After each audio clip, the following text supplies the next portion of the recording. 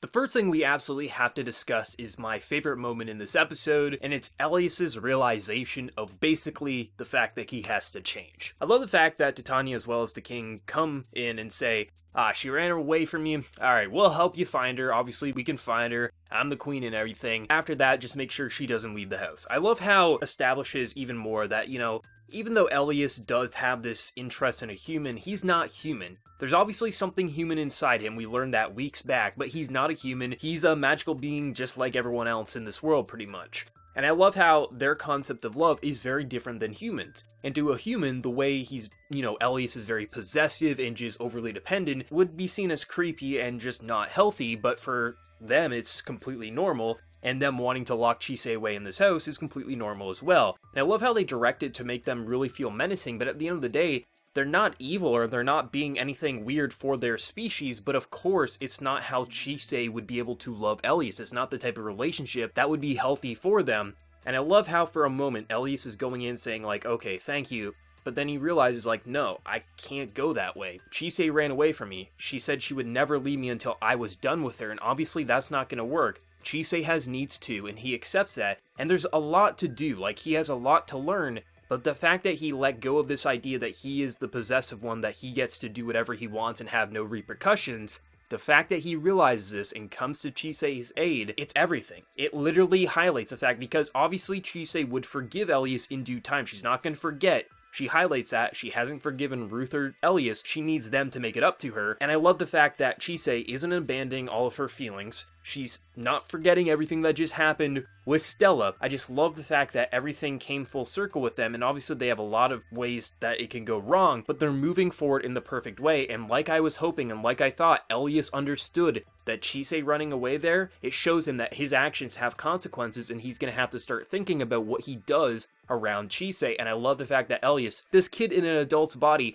finally understood, and it really does put their relationship full circle. All they need is that makeup reunion, which I'm hoping we'll get with the final episode next week, and everything will be perfect with this relationship.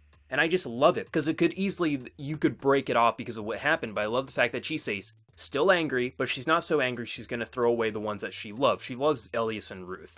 They're family to her. She's not going to throw that away, but they do have to make it up to her, and obviously not try that shit again. And I love how Elias realizes things do have to change. It's fucking perfect. I absolutely love it. But now the main meat and potatoes of this episode, it would be the Joseph and Cartaphilus, I believe is how you pronounce his name. Maybe I won't call him Caterpillar this week, and for the review, we'll see how it goes. But it's interesting to get the backstory, because typically when you get the full-on backstory for the antagonist of an anime, especially if the antagonist is being portrayed as a very evil being, a lot of times anime goes the route of trying to humanize them too much to the point that they're trying to make the viewer feel sympathy and feel sorry for them, and basically excuse all the bad actions that they did prior in the anime. But the Magus' Bride did it in a very interesting way. They did humanize Joseph, however, it was probably the best take, or the best way you could go about humanizing this antagonist while still not forgiving his prior actions. I like the idea of Joseph being this gravedigger, apparently being bullied and tormented, being called a witch, and just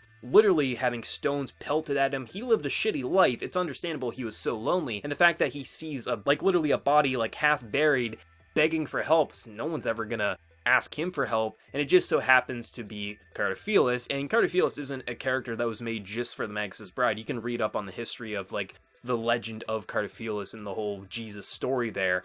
But it's interesting how it's this undead being, and essentially he's trying his best to heal them, and everyone around him hates him, so he's saying once you get better, let's leave this town, let's have a good life, but ultimately that can't happen, and then ultimately the magic comes into play, and they merge into one being, essentially warping the mind of Joseph. And I really enjoyed that, because you get to see what led him to go to such extremes to merge with this person, but at the same time, you don't forgive his actions. He's still a piece of garbage. He absolutely has done some horrible things to people, but you understood what led up to that moment of him becoming one entity with the being and why he needs saving, and I absolutely enjoyed that. And I also love how they tie in that fountain finally from the ending song. I didn't think that was going to have any significance, and they actually tied it into this episode, and it just makes me so excited to see where they're going to go with next week. How is Chisei going to save Joseph? How is Chisei going to be able to solve this while also keeping the embodiment of her immortality at bay? It's going to be interesting, and I'm really interested to see how Elias is going to react, because he was very different this week. This is the most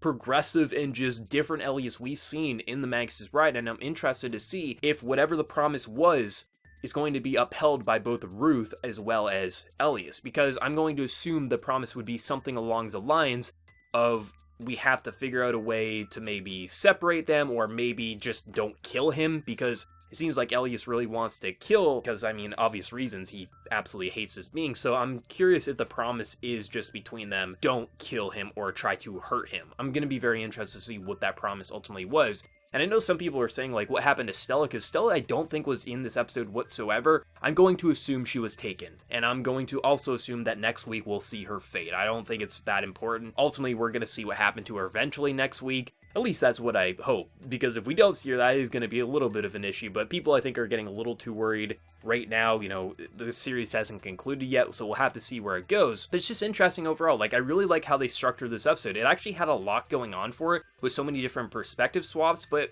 it never felt messy. It actually felt very well organized and it well paced. Like, nothing felt too fast, too slow. It just felt like the perfect episode 23 to lead us into episode 24, that finale, and I can't wait to see where it's going to go. I've had a blast with this series. It's absolutely one of my favorite of all time. I just adore the relationship between Elias and Chise. So many ups and downs we've seen, so many beautiful moments, and also heartbreaking moments for this relationship, but it's progressed at just the proper way.